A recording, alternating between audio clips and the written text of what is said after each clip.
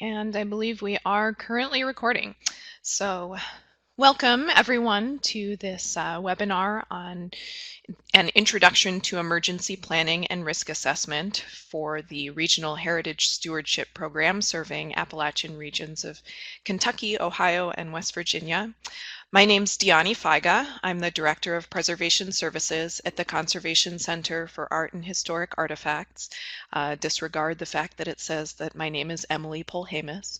That's the person who set up this webinar, but I am the head of our Preservation Services team, and I am the project lead for the work we're doing in the Appalachian region through this Regional Heritage Stewardship Program.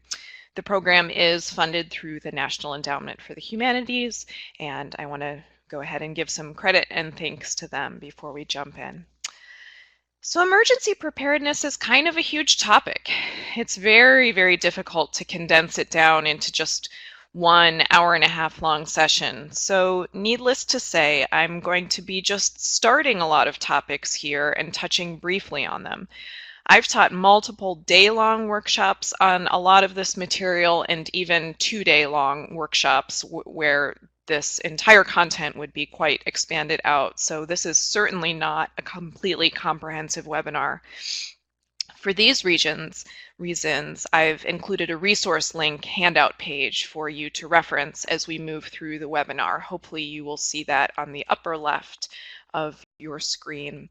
You can get more in-depth about all of these topics, and I wanted to give you some place to start.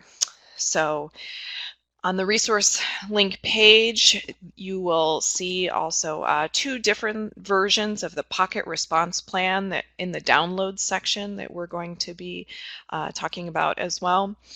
You may want to download them now if you're interested, just so that you can reference them throughout the webinar, but you certainly don't have to. So I want to begin by congratulating all of you on taking this possibly first step in emergency planning and attending this webinar. Because really, learning the material, getting to know how to speak the language is a really crucial first step. However, I do want to be clear that emergency planning is never really over and done with. I want you all to be able to leave today with some ideas on how to get started with emergency planning in your institution, but keep in mind that this is really just one stage in the cycle of emergency management. I would say it's part of the preparedness stage of this graphic up here. Every disaster, even small or minor incidents, can inform how you more appropriately mitigate, which will affect your preparedness, which will affect your response, etc., etc. So welcome to the never-ending world of emergency management. First off, I wanted to start out with some basic definitions, some semantic differences. We tend to use the word emergency and disaster interchangeably, especially when we're talking about the planning component, so an emergency preparedness and response plan or a disaster plan, but they really are not the same. An emergency is an unanticipated event that requires immediate action, and if emergencies aren't handled effectively and quickly, they can turn into a disaster. Therefore, when we're talking about planning and the plan itself, I prefer to use the phrase emergency plan, as it does imply that we still have some control. Disaster is kind of a loaded word and implies some kind of major catastrophe like an earthquake. Libraries, archives, and museum emergencies do definitely have the propensity for being disasters, but they don't have to. Emergency and disaster tend to get used interchangeably in our field because of this, but in fact, many of the things we deal with are emergencies as defined on the slide. Institutions tend to plan well for disasters if there is planning in place at all, and might not be as prepared for emergencies. If we prepare for emergencies and if our planning is successful, we will be able to actually prevent some disasters. An emergency, no matter how small, is really a training opportunity. It's a chance to test the plan, debrief on the event, and then train staff. It's an opportunity to learn and help enhance preparedness. However, emergency preparedness is not simply just having a plan or a manual, but rather it is a combination of written documents, training, raising awareness, conducting drills, rewriting or clarifying based on those drills, and then ongoing training. You conduct this preparation process within your institutions, your parent institutions, and in some instances within your community, in the case with public libraries. Emergency preparedness is important to people both at work and at home, of course. It is related to our personal lives and our family planning for emergencies. So I want to next get through another pretty major caveat, which is that all of our planning for emergencies when we're talking about institutions and collections presupposes that personal safety has been taken care of and is the top priority. People first, then collections. Now, that probably sounds straightforward, but I think anyone who has been working with collections can relate that the longer we've worked with our collections, the more they become our stuff. But you shouldn't do anything, of course, until safety is assured and the building is assessed and deemed safe. One incident at the University of Hawaii, there was a flood on the lower level of a building that the floodwater actually covered where the bottom step was supposed to be. The step had broken off, and a staff person who was so eager to go rushing down and rescuing collections materials stepped down into the water and unfortunately ended up breaking his ankle.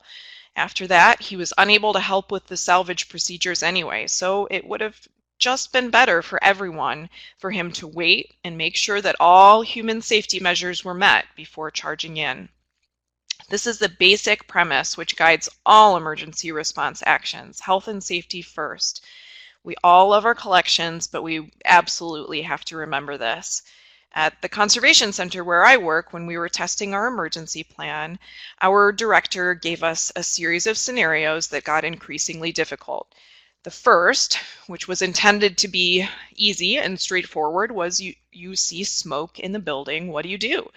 And all of the conservators started going into great detail and discussing and talking back and forth about getting collections into the vault, securing them, looking for priority collections. But no, that's not the answer. The answer is if you see smoke in the building, you get out of the building.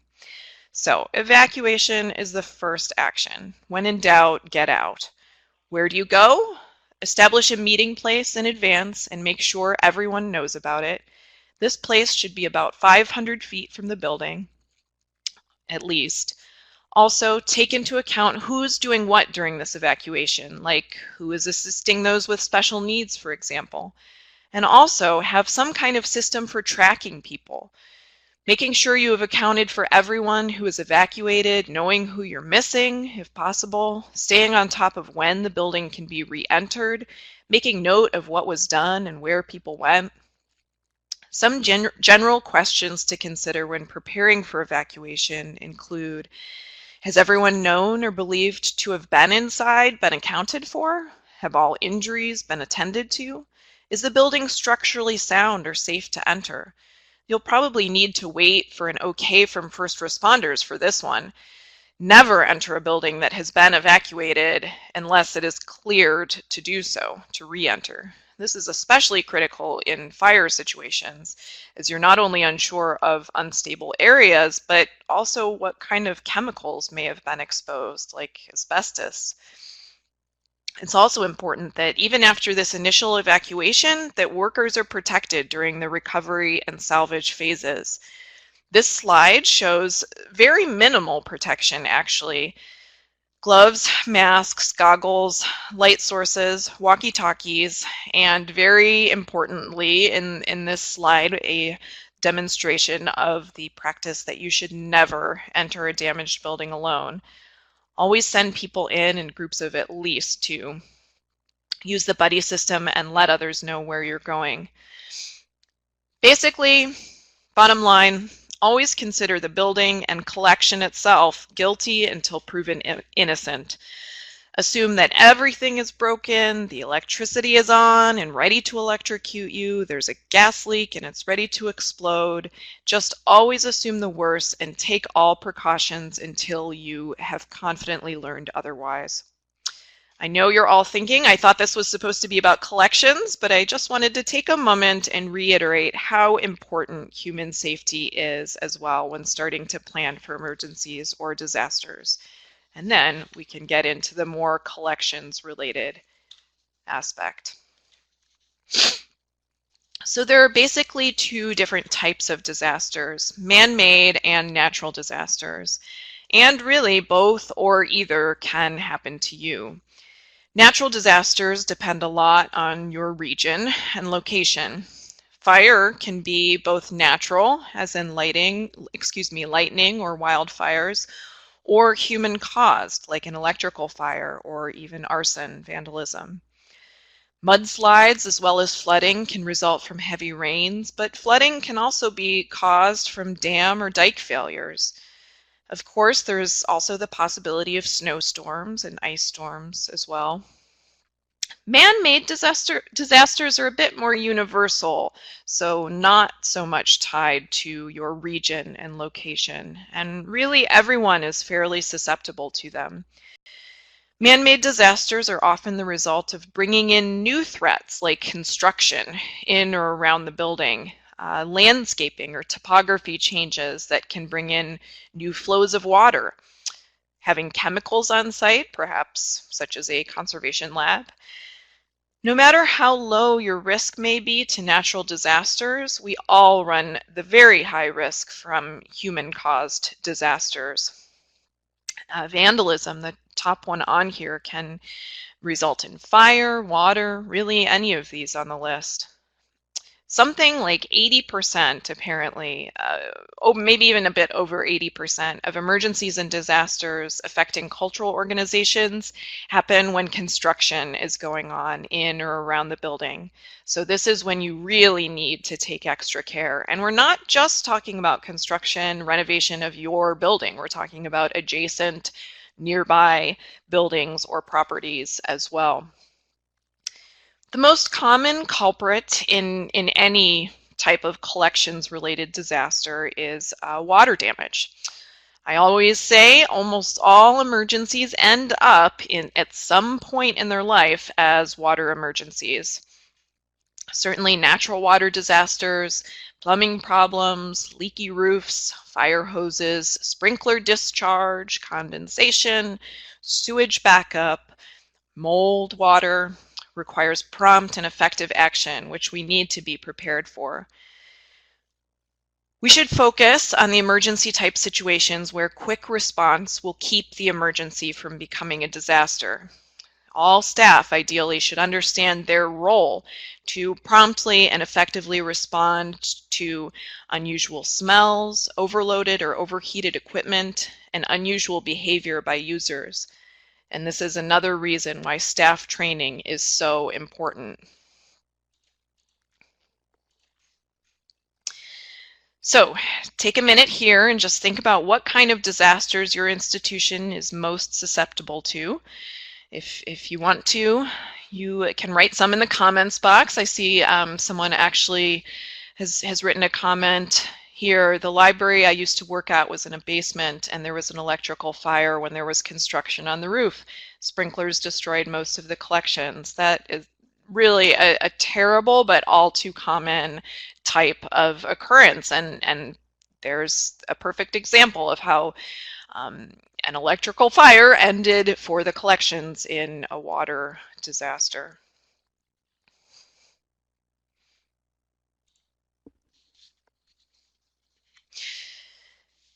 So even just doing that, what I just asked you about, thinking about the types of disasters your institution might be susceptible to, things that have happened before at institutions where you work or are familiar with, even just that practice is a good starting point for a big part of what we're going to talk about today, risk assessment.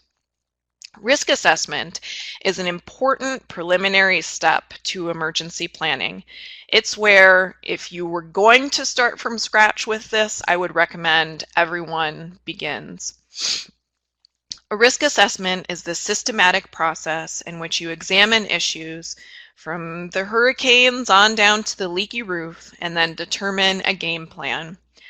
I know you are all here today, probably because you are interested specifically in cultural institutions, but really the assessment methodology is applicable to a wide range of organizations, not just cultural heritage organizations, but regular businesses too. Risk assessments are commonly practiced in all different types of fields and organizations. The ideal outcome of conducting a risk assessment would be to come up with methods to mitigate or make less severe the risks that you identify. And honestly, a lot of this is really common sense. We looked at this, excuse me, if you look at this photo up on the screen here, what types of risks might you see? Objects are directly on the floor, which if there were a water issue in the space, that would be certainly a concern for those objects in terms of flooding, but it's also an access concern for people walking through the aisles. I mean, it looks like a fairly wide aisle there, but I've seen collection storage aisles where materials were directly on the floor that were far more cluttered than this and would be somewhat of a hazard just to walk through. Those objects in the back to the right of the fire extinguisher, those are actually collections objects, and there's no protective enclosures whatsoever for them. Not only are they directly on the floor, but they're just kind of bare to the elements. And you can't quite see it, but there's actually, if you were to go to the end of that aisle and then look to the left, some of those collection storage furniture is actually blocking a hallway off of that main storage area. And then from there, what are some ways that we could mitigate those risks? Well, you could raise the objects off the floor, move them to another location, put those objects that are completely open and bare in the boxes and relocate them. See, we just conducted a mini risk assessment of this one storage aisle. And while that's probably an oversimplification, as we don't know the whole situation, like what kind of other space is available, how much funding is around for supplies, that's the general idea. It doesn't have to be fantastically elaborate and complex. It's really just identifying problems and listing potential solutions. As I said, the ideal outcome of a risk assessment is to figure out reasonable, that is, affordable mitigation methods. So if you were to undertake a risk assessment at your organization, who should be involved? Well, really, the more the merrier to an extent. It's important to have input from all sides of your organization and all employees, or at least employees representing a number of different perspectives organizationally. The collection staff, of course, may have a very different view of what the biggest risks are to your organization from the education staff, for example. But all of the concerns need to be analyzed and either mitigated or planned for. Facilities and security staff, or really whoever is responsible for those types of issues, are always important to involve in the process, as again, they offer a unique perspective that might be different from, say, the curators. It's also really great, if possible, to get local first responders involved in a risk assessment at some point. They can often provide a very different point of view on the situation and get you thinking about issues that you hadn't really considered before. They can also let you know exactly what they plan on doing if there is a disaster at your site. This is important to know because how they respond to a disaster could be a huge factor in your planning and potentially your recovery.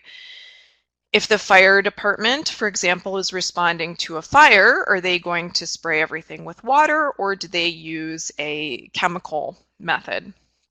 Water is probably easier to deal with than some pink chemical goo. So you'll need to let them know that and mitigate the pink goo risk.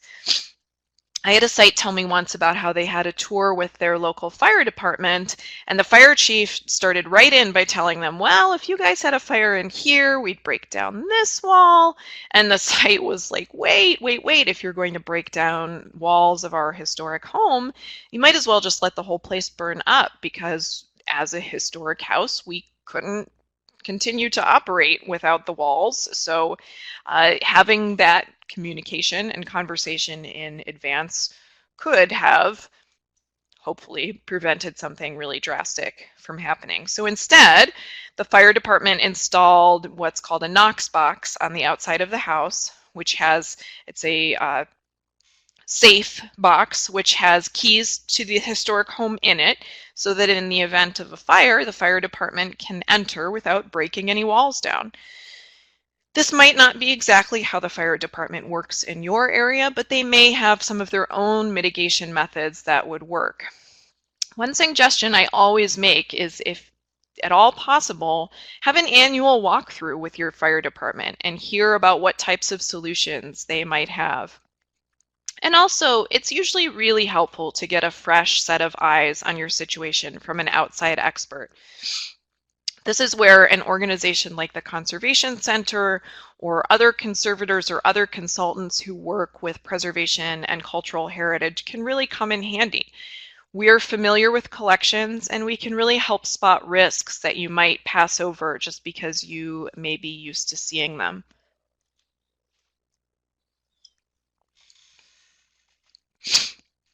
So there are a number of ways you can begin to think about risks, but I find it's often helpful to divide potential risks into categories. Broadly, there are two main categories that risks can fall into, and this is, again, kind of oversimplifying things, but hear me out. Location and facilities, and then just about everything else can be somewhat of a subcategory within those. Risks that may be associated to location could include the obvious, like some of the weather events, common severe weather in your region, like we discussed earlier. But it can also be the less obvious as well.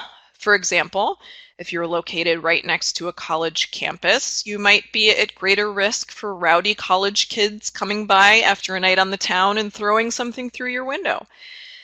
If your institution is located next to a religious organization, unfortunately, there may be an increased risk if someone is going to, negatively target that religious organization. Risks based on the facilities are more often like maintenance issues, like a leaky roof or faulty electrical wiring. In either case, it's really important to keep track of past emergencies and disasters, no matter the size, to help you figure out the areas of need. And in starting a whole new risk assessment process, I might recommend starting out by just going through a list, and a recount of known past incidents that impacted your site. Risk assessments often aim to be very objective and data-driven, and this can be another area in which to collect data and numbers. So if your organization keeps something like an emergency event history log and records all the relevant data so that you can see recurring problems and trends and really be able to focus your time and energy in the most appropriate areas. A museum that my coworker used to work for had a risk management task force team that would meet once a month to discuss all the incidents that had happened on the campus. So this is a really large museum, and that's kind of ties into how frequently they had incidents, but all of this can be scaled.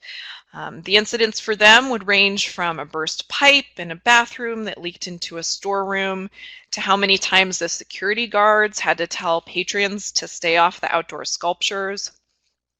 The incidents were divided into areas like security, collections, facilities, etc., so they could actually just keep a tally. Having data like this is always helpful, not only to hone in on the biggest problem areas, but also in order to potentially make arguments for funding, grants, or board support.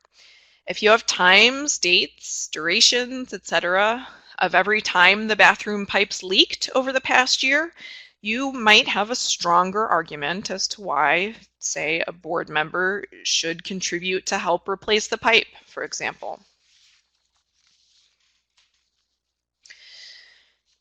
There are a number of tools out there that you can use to evaluate the risks you've identified.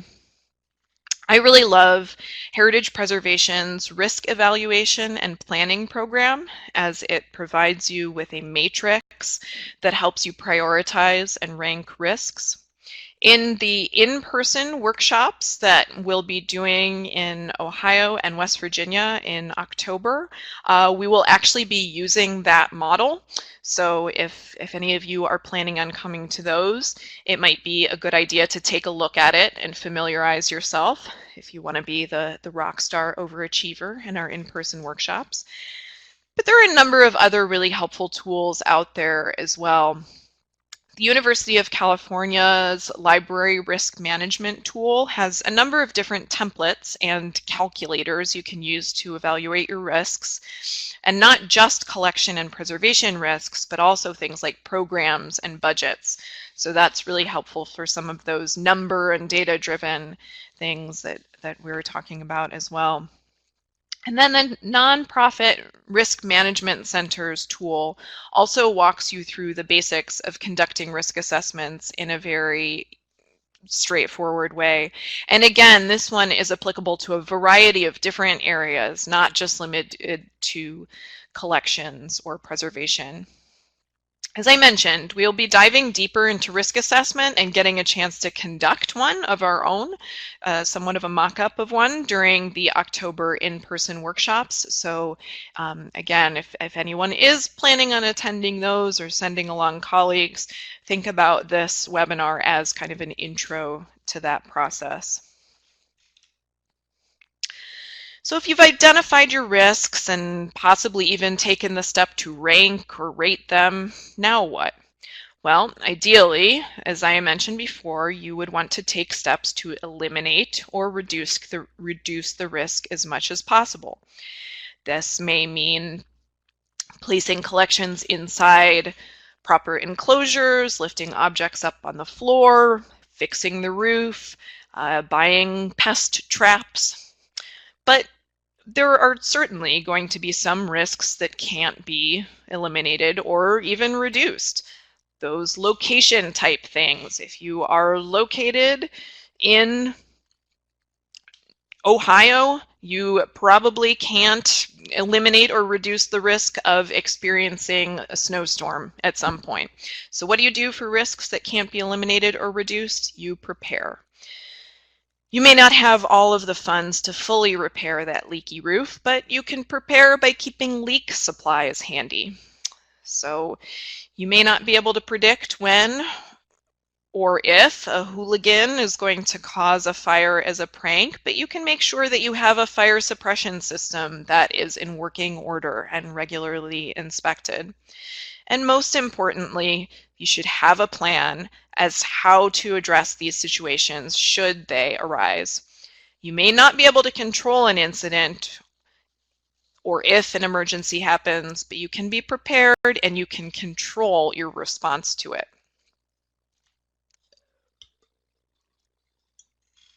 So let's talk about making that disaster plan. Let me tell you, it's going to be a lot easier, especially if you're starting from scratch or near scratch, to take a phased approach. Tackle it in sections. Don't have the goal, my goal is to create a disaster plan for my institution. Instead, have a goal to update the phone contact list. Then move on to your next task. Make sure you're setting realistic goals. This the whole process should empower you rather than discourage you, because that's going to make for a more effective, more productive process. Setting a timeline is really important to keep on track, but also make sure you're giving yourself plenty of time to do things. For example, something like negotiating collections priorities, what might be a priority for salvage, can take a long time. It's a very complex conversation and consideration that may include lots of different voices. So make sure to give ample time, possibly even years, for that task if you're going to have to wait over the course of several board meetings that are only happening quarterly or something. Make sure your plan is clear and reliable. A detailed plan does not have to mean a long plan. Ideally, the plan should be concise and thorough. Review your plan at least annually, especially the contacts and phone number sections. A good way to do this, a good way to set a reminder, is on May Day, May 1st, which is a day used to honor workers in spring, but it's also been identified by some federal agencies as a day to recognize emergency preparedness. It's a good reminder to keep your plan up to date. I'll talk more about all of this in a little more detail later, but work together with your colleagues on this endeavor. It's really important to not work on an emergency plan in a vacuum. It will be way less effective if it is just the creation and responsibility of one solitary person. We'll talk a lot more about Alliance for Response in a little bit, but check out the Alliance for Response website, which aims to link emergency response representatives from some of those first responder agencies and cultural institutions regionally to help improve communication and emergency response and preparedness initiatives. See if there's already a network in your area that you can become part of. And again, we'll talk a little more about that in a moment. But ultimately, you do need to come up with some written emergency plan for your institution. There are a lot of different formats that your plan can take. I've seen plans that were entirely online, in binders, on charts, but whatever you choose, my advice is to keep it manageable. Be organized. Be mindful about keeping design simple. Don't scatter names and phone numbers throughout. Keep them all in one place in a chart or a table.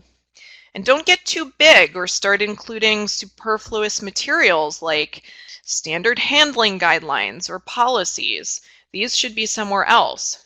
And definitely no articles or extensive resources that are more than just kind of bite-sized technical information. If there are certain sections that have been well written elsewhere, you definitely don't need to make your own just for the sake of doing it. Unless there is something unique about your situation, figure out ways where you don't have to reinvent the wheel. So the form that I'm going to walk through, kind of the proposed format over the next few slides, might be in a format such as a binder, which is probably the simplest form. A flip chart is fine as well. Flip chart can be really great for accessing and referencing information. It's easily visible and it's something easy to use when your brain is functioning at maybe 20% in the wake of an emergency or disaster. However, a flip chart is more difficult to reproduce and update. You tend to need a special template for printing, and swapping information in and out isn't quite as straightforward as it would be by just swapping information in and out of a 3-ring binder. But something like a flip chart might be good to have for supplemental material by telephones. But as I mentioned, we're going to mostly talk about the binder format. So over the next few slides, we're going to see a sample table of contents from a really large museum, but the basic outline can essentially be used for any size of institution. The meat of the plan is really broken into 3 categories: response, salvage, and restoration. I'm going to break this down for you and tell you a little bit more about each of these sections, so you'll be able to use, if you wanted to, you could refer to this slide and essentially use it as a broad outline template. So first, there's the introduction, which I'm going to not spend too much time on. It's just where you explain what organization the emergency plan is for, maybe indicate the date that it was written and who's responsible for writing and updating it, that type of background information. This is where we're getting into the meat of the plan. The emergency response and incident stabilization portion, which is essentially the response section, is all about immediate needs. This is the section of the plan that would include staff contact information and chain of command, so you know who to call and how and what in what order and whose responsibility that those contacts are. Setting up a command center with assigned staff positions so that everyone knows what they're doing. Crisis communication, especially with the media. And I don't mean, we're not talking about expecting a TV station, but even a small local newspaper or someone who's enthusiastic and wants to post about seeking help on Facebook. You really want to control the message, especially in the most hectic moments. This middle section, emergency situations and responses, is the part that does need to be a bit more tailored to your institution. And a lot of this is going to come out of indirect response to your risk assessment. And then finally, in this section, there would be incident stabilization, which gets into the details of how to actually protect the materials.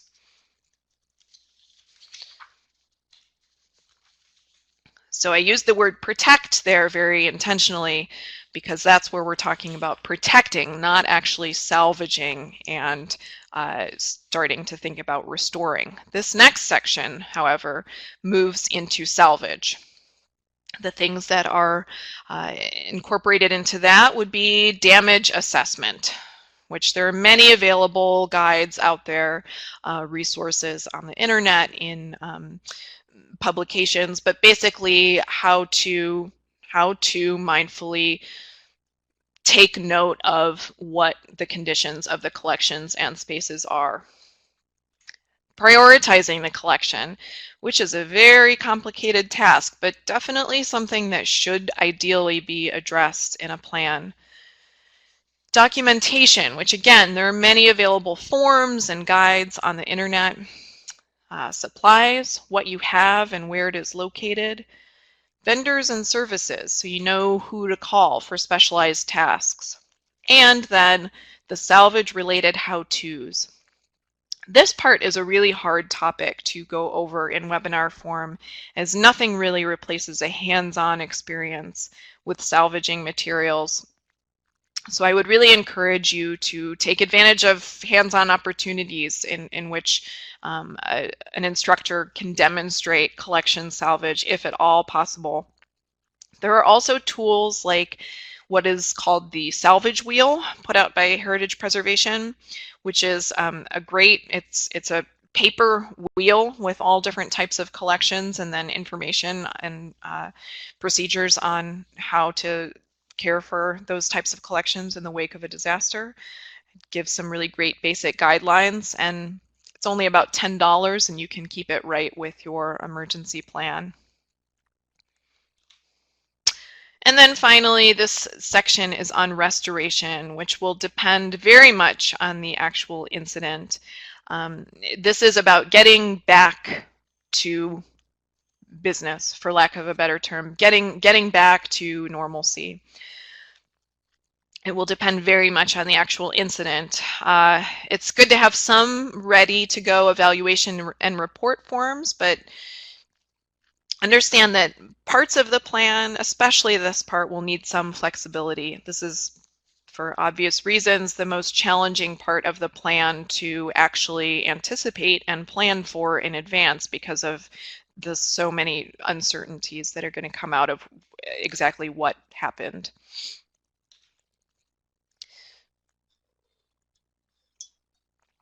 lastly, this sample plan has an appendix with maps, forms, and lists that will need updating, which is definitely something that you should include in a plan as well. It's easier to have these in the back of the binder, so you can just take them out, replace them, update them, and put them back in without rifling through the whole thing and disrupting sections that are more static. That's one of the advantages of using something like a 3-ring binder. So hopefully you already have evacuation plans and meeting points, and those are certainly things that you would want to include on a map in a plan like this. But in addition to marking those on maps, you might want to mark fire extinguishers, locations of first aid kits, etc. And also, if you have established them, collection salvage priorities is a great thing. You can actually identify where those priority collections are on a floor plan of your storage space. Some of the standard forms you might want to include with the plan are listed here. Some collections assessment forms, incident reports, institution-specific forms from HR.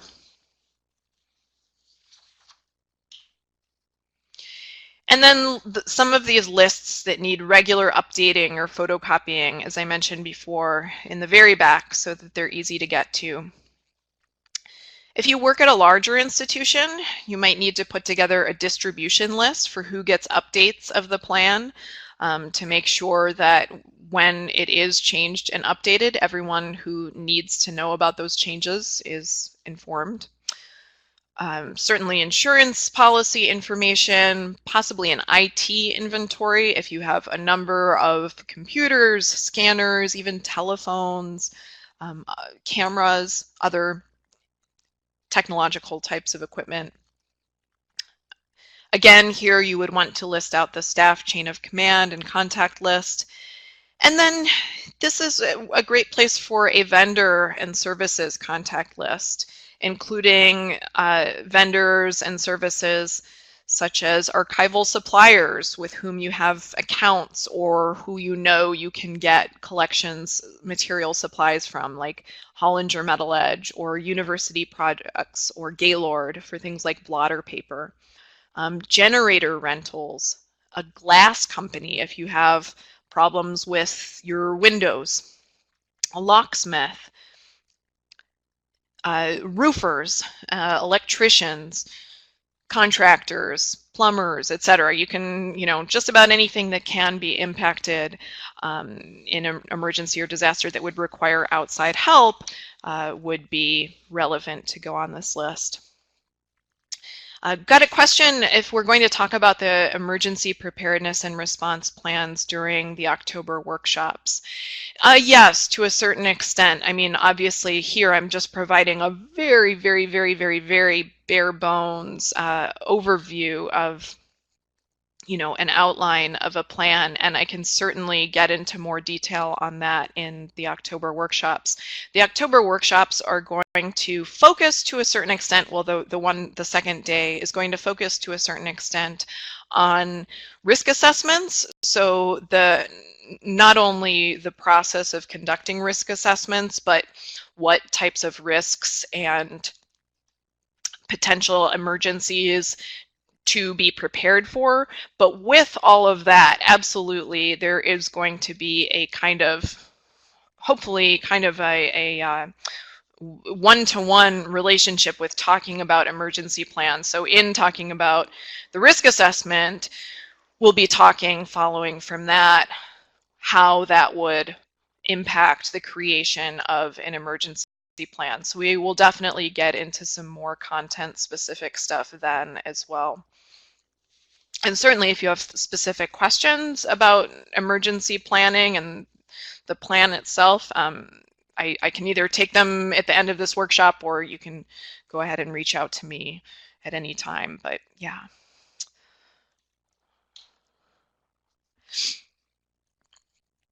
So I've heard an expression that disaster planning is a lot of R&D, and in this case we're not talking about research and development so much as we're talking about ripping off and duplicating.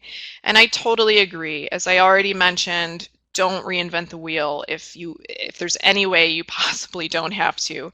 There are a lot of resources online to help you through this process. You can find templates online, like the Web Junction link up here and the California Preservation Program link that I've supplied here. There are some online tools like NEDCC's D-Plan, which actually walks through, it's an interactive tool that walks through the creation of an emergency plan. Sounds awesome, right? However, caveat, it's a bit outdated at this point, and I know that NEDCC are working on updating it, I think, hopefully, as we speak. Some more general guidelines from the Getty and Lyrasis. Use these tools. Really, they're there for your use, and the links to all of these are available in the resource links document that should be appearing on your screen, upper left. I will say the most important thing to do for your institution, though, is find the right balance between ripping off and duplicating and customizing and tailoring. You can't just take one of these templates and use it exactly. You can't just, take a template and do a search find function and drop in your institution's name in the place of where it says generic museum or something. A plan will work far better if it's, to the extent necessary, customized and tailored to your specific needs. And that's why it's a really logical process to have emergency planning come out of a risk assessment. But don't feel like you're starting from scratch. We'll also be getting in a lot more into actually writing emergency plans in the in-person workshops in next spring of 2018. So there's definitely lots of help out there for you. So if this is a very bare bones intro, the October workshops are going to get more into that first process of risk assessments. We'll dive in even deeper to emergency planning in the spring. So I want to take a look next at a very simple tool that can be quite a simple but lovely quick guide to emergency response, known as the Pocket Response Plan. It's a really great way to start the emergency plan writing task. The overall plan writing task can be really daunting, so starting here with the prep, as it's known, is definitely one of those bite-sized chunks that can really help make the whole process seem less intimidating. And I'll walk through what exactly is entailed in this chunk of it. The Council of State Archivists developed the PREP, or the Pocket Response Plan. It's intended to be easy to adapt and also to include the most critical information. It's a great tool and aims to ensure that staff have all of the essential information needed within the first 24 hours of emergency response.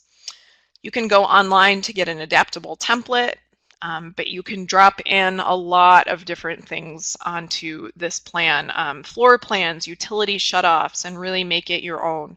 But it is meant to complement, not replace, a full comprehensive emergency plan. So a PREP is one sheet of paper. It's able to fold up accordion style and then fit almost everywhere, even in your wallet, or if you have a name badge that or a key card that you carry at all times in a little sleeve like this.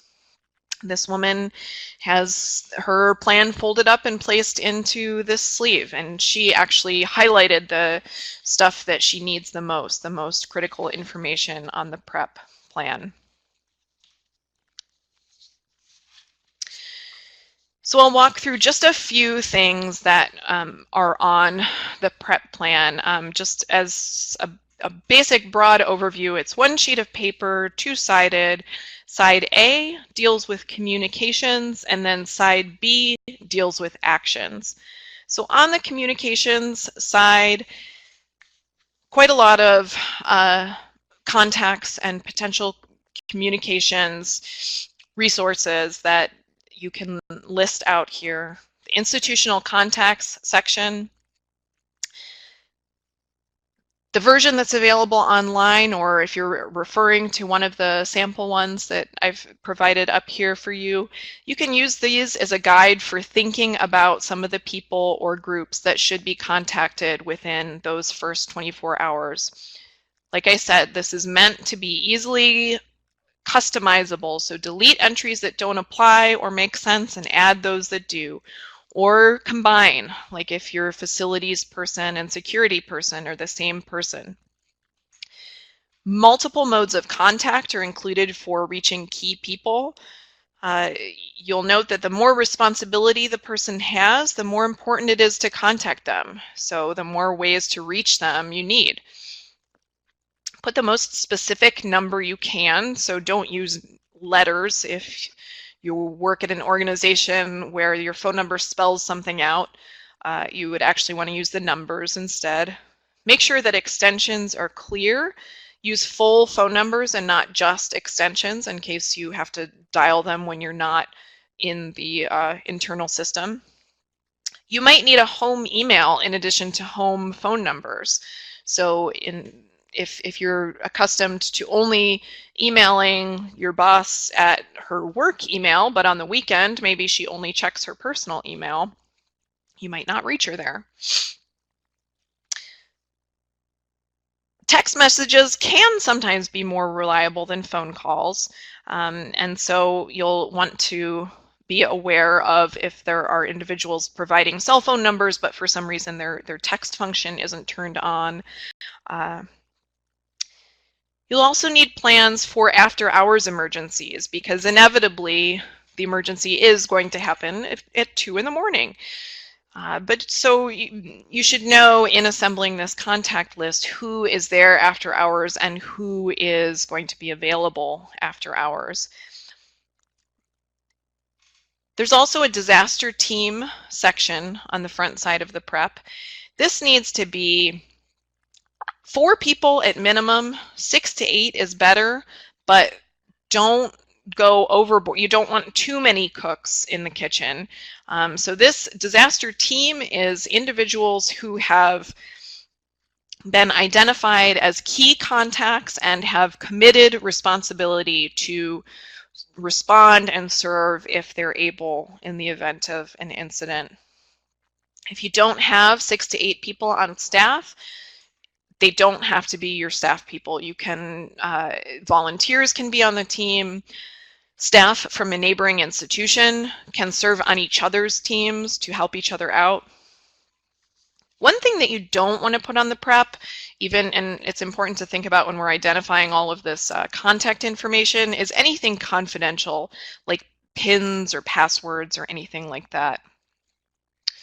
In the contact information as well, you need to include utilities contacts. If you work with certain contractors, let them know that they're on the list. Make sure to include 24-hour numbers for companies like gas, water, and electric companies. Something else to consider here is that you might want to make one version of the prep for senior staff and one for other staff. For example, you might not want interns calling the elevator company. Instead, have them call their supervisor and let her do it. Then we have first responders. Make sure you know how your organization's internal phone system works. Can you just call 911, or do you have to dial 9 to get out first? So it would actually be 911.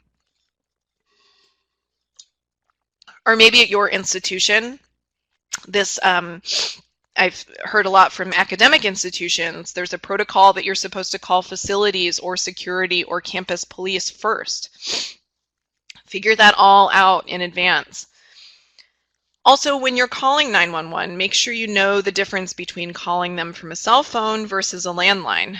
They show up different on the 911 operating system, so it may be difficult for responders to find your location. So make sure you're ready to give directions for them to get to you.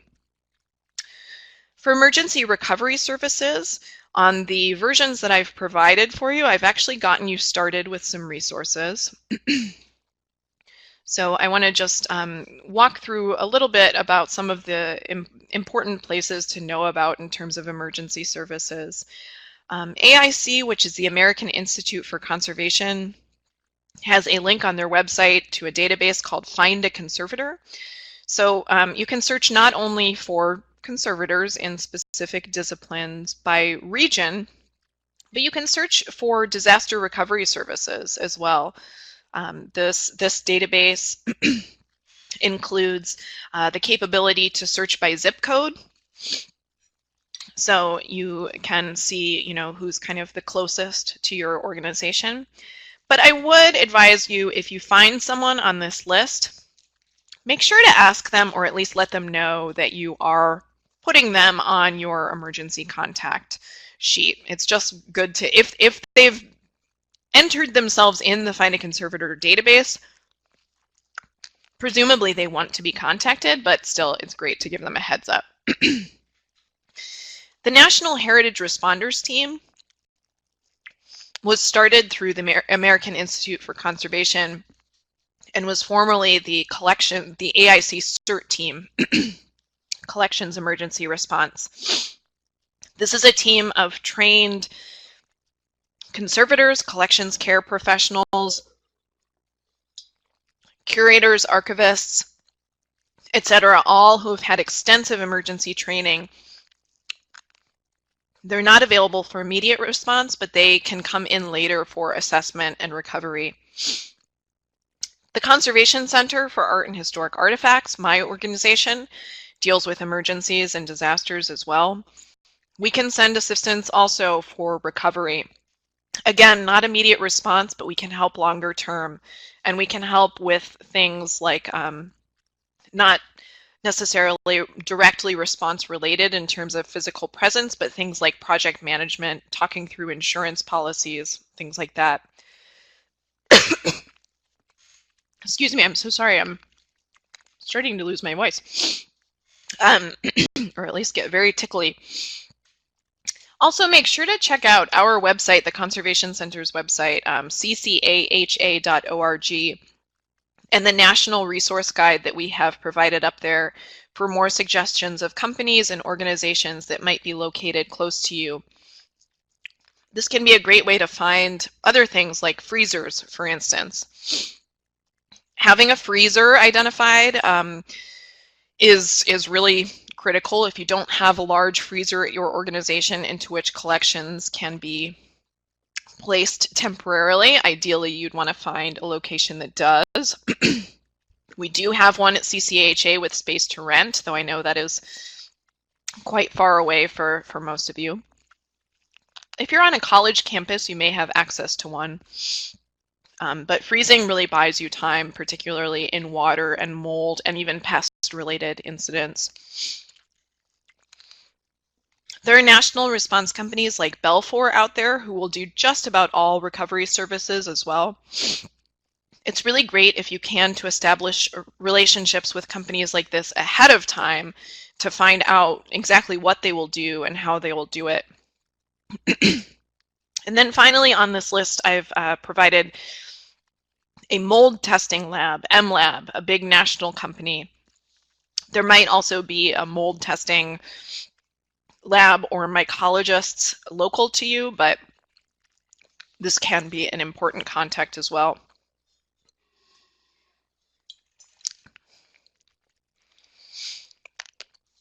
So side B of the prep, as I mentioned, deals with actions. The template gives you a basic checklist for each of these categories up here, but again, really feel free to make this your own. Personally, I like to add a water response checklist since, as I said before, most disasters turn out as water disasters in the end, and you'll see that added to the CCAHA version of this template. The first column deals with immediate response. These are your first immediate steps for any situation. While in the process of immediate response, you would want to start compiling an initial situation report. And you may want to add information about that to your prep as well. So these are questions that will help you in communicating needs as well as reporting to emergency responders. Recording a chronology of events and documenting your decisions is really important for overall management of the event, including continuity when shifts change in major events.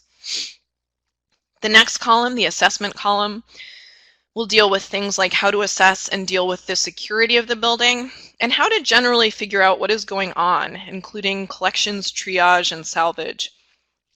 Something else that could be added here is the collections priorities. Use the results of your assessment and priority of damaged collections to guide your collection salvage efforts. And remember to consider health and safety, especially at this stage, and try to mitigate these hazards and use the proper protection for your workers. Establishing communications is key, especially with the media. You can't ignore the media. They will get the story from someone if it's a big enough incident. And unless you want them seeking a story from just about anyone at the scene, take control and accommodate them and provide information, even if it's somewhat vague. The media will want to know how much is damaged, what is the cost, when will you reopen. Even if you don't know the answers, keep them informed with regular updates.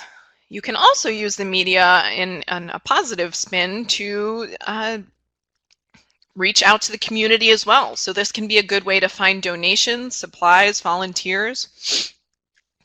In addition to talking to the media, have regularly scheduled information meetings for staff as well.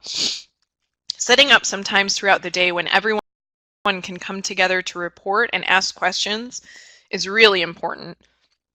People want and need information. Accurate information can even lower stress levels. And this time can be an opportunity to spot people having trouble or who are very stressed out. The general prep also contains information about connecting with FEMA and your state archivist.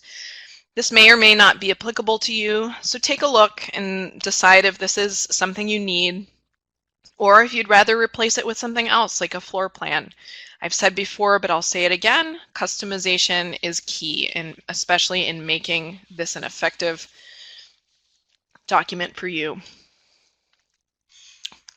Okay, so on to the money part of this webinar.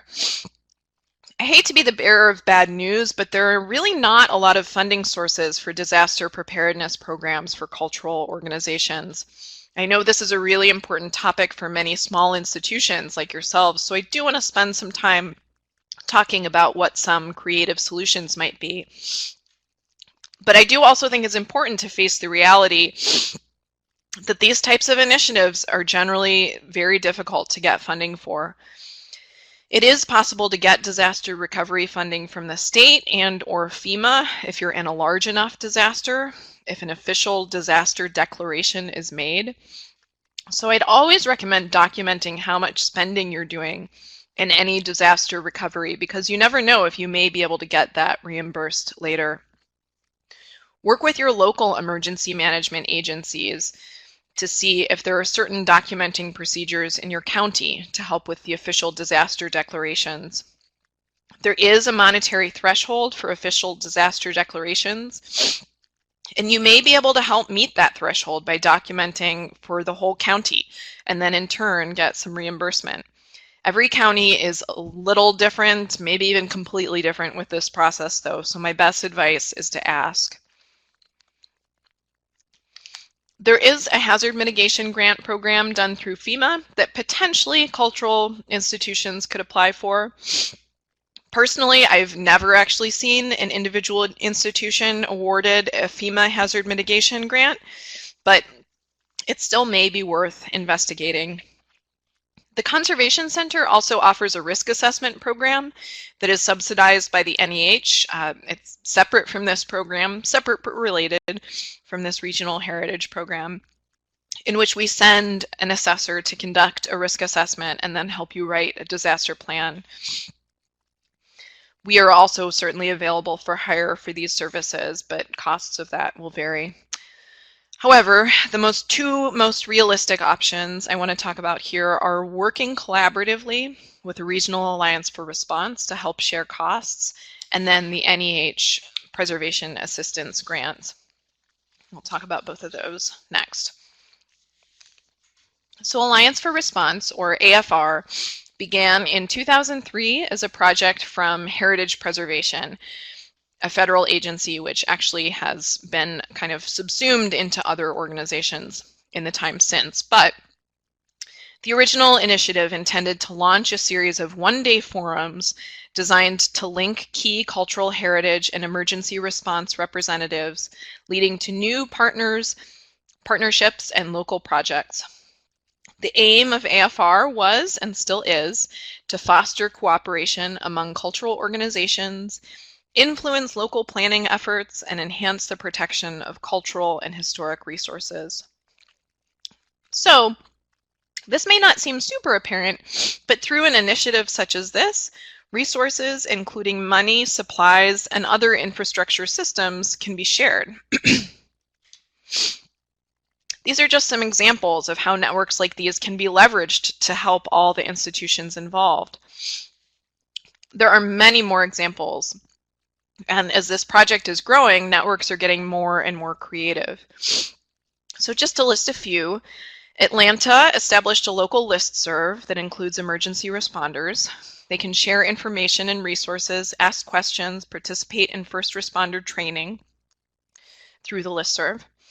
Boston was awarded a hazard mitigation grant from FEMA and MEMA, the Massachusetts Emergency Management Agency, to provide training at the community level.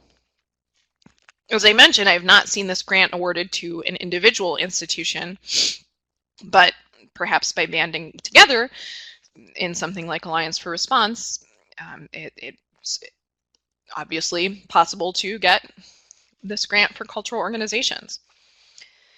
Galveston, Houston sponsored a disaster plan webinar, and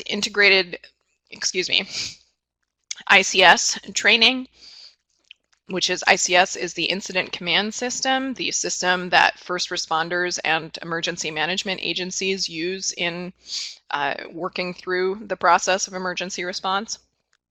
Many institutions were able to chip in so that training events were made available and more affordable to everyone. In Raleigh, their Alliance for Response Network manages a disaster response hotline for cultural institutions in the Triangle area. We have something similar here in Pennsylvania. We have a trained group of responders who can go out and help institutions in need if they call our hotline. Seattle has adapted a model mutual aid agreement where all local institutions that join are expected to have a disaster plan, and this way they can all help each other if needed. In Denver, in partnership with the Colorado Emergency Management Agency, they helped identify and alert cultural institutions in the path of wildfires. And then in Pittsburgh, and actually all of the Alliance for Responses here in Pennsylvania, has put together a disaster supply cache, and Alliance for Response members can access the supplies if needed in an emergency.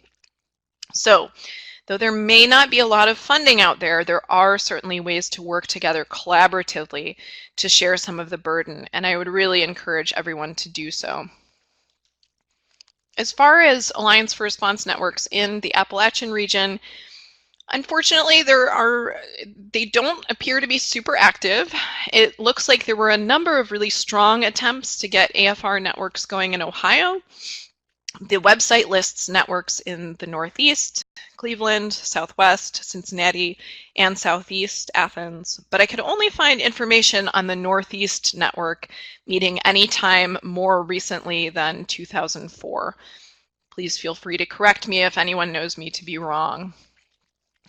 Also in the general region, there is what I do know to be a very strong network in Pittsburgh. In fact, in Pennsylvania, where my organization organization is based, everyone in the state has really looked to the Pittsburgh AFR as an example of a strong, active, and thriving network with an engaged leadership board, a shared supply cache, and a history of actively responding to several incidents. However, I'm choosing to look at the silver lining of not a ton of AFR networks in your region and say that you could be the leader of an AFR in your area. And really, please get in touch with me if this is something your organizations or professional associations that you're part of might be interested in doing, or if you just want more information about it. My coworker Samantha is really the Conservation Center's emergency preparedness guru. She is the one who led a really ambitious project to create and connect AFR networks all throughout this entire state of Pennsylvania. So she has a lot of great experience and insight.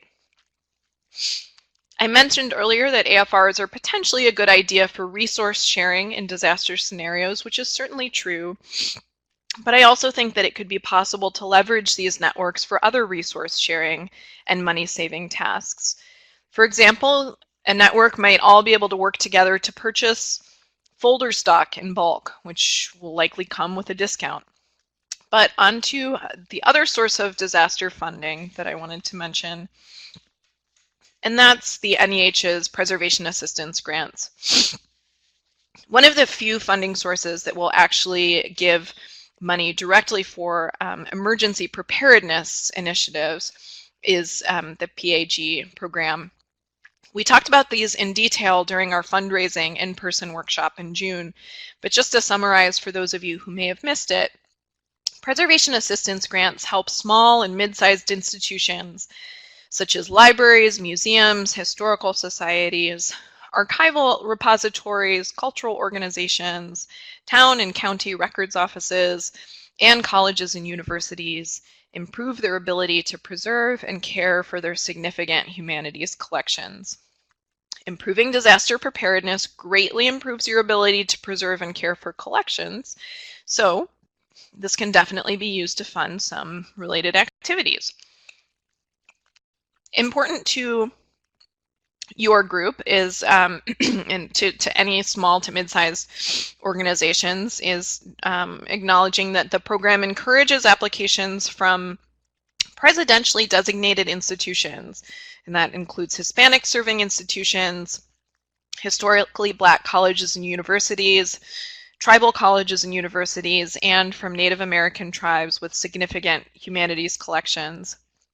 So if you happen to be with one of those types of organizations, your applications would be quite competitive. There are many ways in which you can use the funds related to disasters and emergencies, but the two I wanted to bring up were using it to hire an outside consultant and creating disaster supply caches. I've seen both of these uses of the PAG program done very effectively.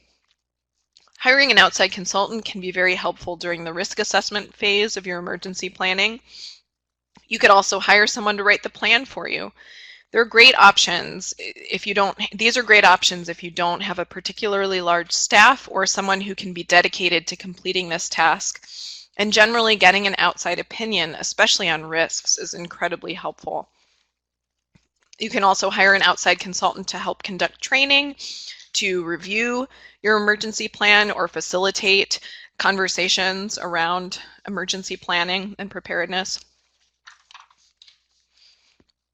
The other really common use for preservation assistance grants funds are for putting together disaster supply kits. So I'm going to use this as a segue to talk just a little bit about supplies. Part of the supplies will include templates for forms that can be used in the response and recovery phases, such as inventory control lists, object documentation lists, assessment forms, and the like, which you can put together for just the cost of printing. But what other materials will you need, especially in terms of salvage? Until you have a disaster, it can be really hard to estimate the types of supplies you might need and how much of them to stock.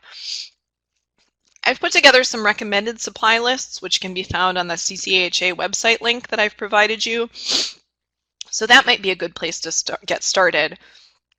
But how much should you have? Shoot to have enough supplies to last for the first 24 hours of a larger disaster, until more supplies can be shipped or enough to fully take care of yourself in a small disaster. It's best to have designated disaster supplies, but some things not designated will have to be used in non-disaster times as well, like a wet dry vac, for example. Some things may be supplied by a vendor under contract to your institution, like rental porta potties or a generator. There are ready-made disaster supply kits, such as the React Pack. These are great for smaller institutions or just something to get you started quickly. They include the basics, like a mop, bucket, sponges, plastic sheeting, some personal protective gear, caution tape, flashlight, clipboard. There's an image up here of what one of these packs contains.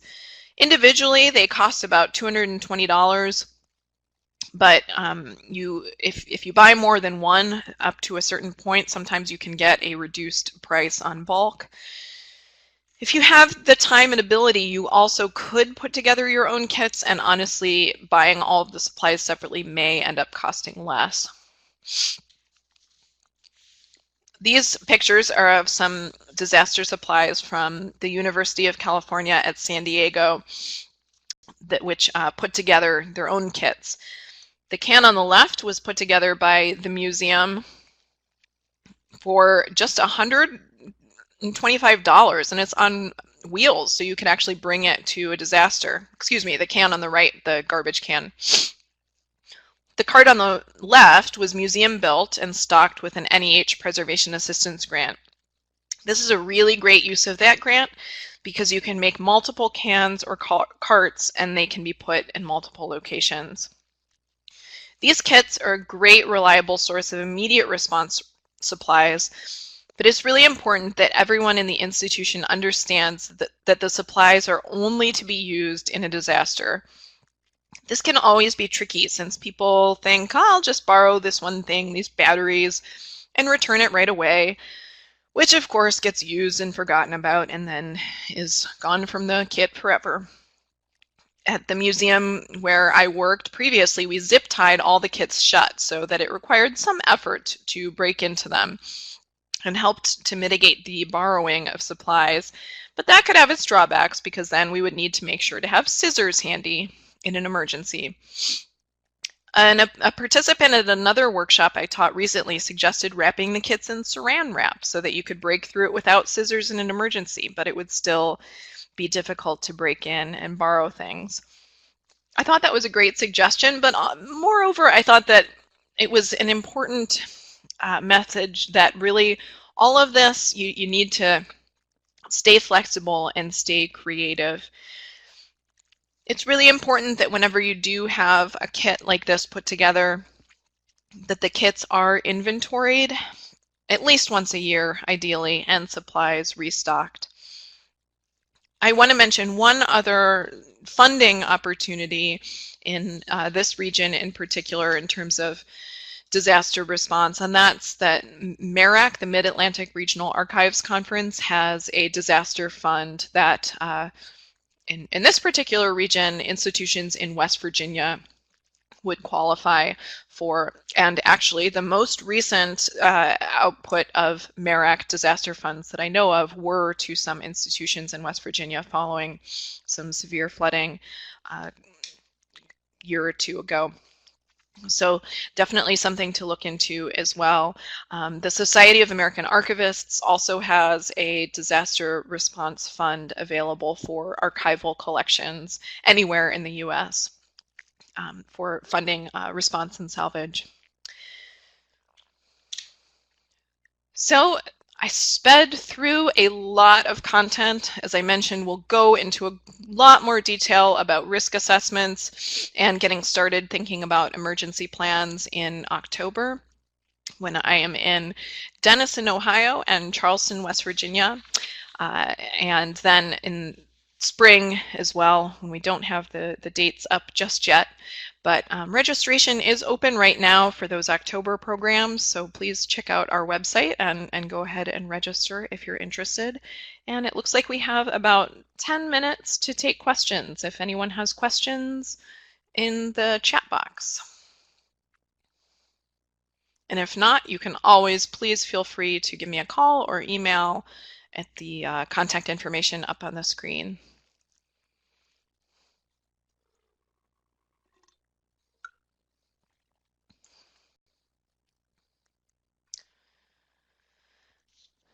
Looks like some folks are typing right now, so let me just sit tight and see what types of questions you have.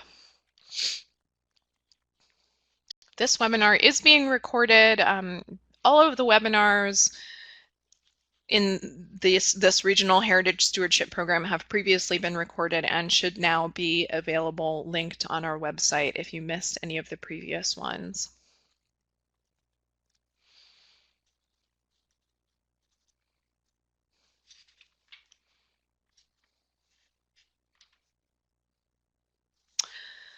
Oh, this is a great question. My university has its own emergency plan, disaster plan. I'm wondering if the best way to move forward with the archives would be to collaborate and add to the emergency plan. Honestly, I would say it kind of depends. A collections-related plan with specifics about the archives should be just that, pretty specific. So sometimes I know that on a really broad level, institution-wide emergency plan, particularly for an organization like a university, it's not even really relevant to get that granular detail into collections. So in that case, I'm not sure if collaboration is so much the right approach as working on a plan and then hoping to incorporate relevant sections of it into the overall university plan. So you would absolutely want to make sure that the overall institutional plan is not overlooking the university archives, but the types of salvage and recovery and response protocols for the collections are going to be so particular to the collections that I think a standalone plan would be really valuable to have as well.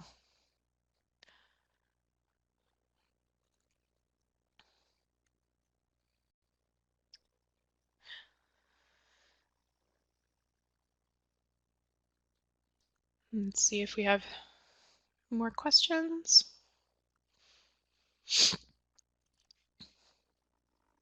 I had to step away to help a coworker for a couple of minutes before you got to the AFR.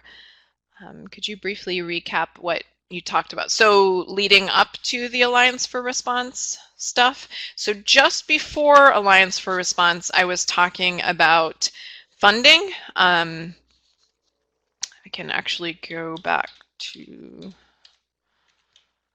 So this is kind of big picture funding information, national in scope. I was talking about how, in terms of collections, response, and recovery in the wake of emergencies or disasters, there aren't too many federally available, really specific for collections funds. The FEMA Hazard Mitigation Program, if an official disaster declaration has been made, there's money available through FEMA to help with disaster recovery, but I don't think an individual institution has ever accessed that money. However, I know that Alliance for Response networks have gone in together to get money for response and recovery through FEMA on a network-wide basis. I also talked about how the Conservation Center has an NEH-funded risk assessment program in which it's separate from but related to this Regional Heritage Stewardship Program, in which a CCAHA staff person will come out and conduct a risk assessment and help an institution write an emergency plan. That's an application-based process. We usually launch the applications for that in pretty early in the new year, so early to mid January 2018. Look out for those. And then it looks like you came back when we were talking about Alliance for Response and then the NEH Preservation Assistance grants.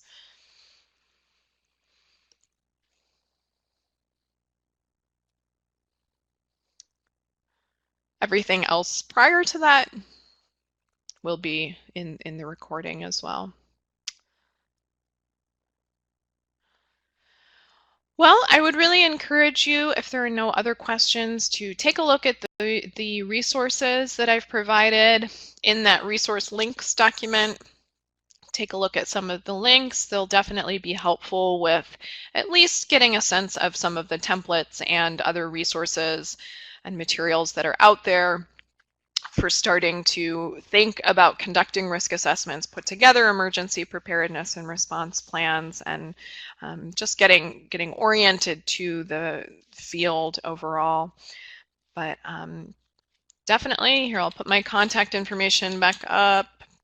Please reach out anytime with emergency, disaster-related questions.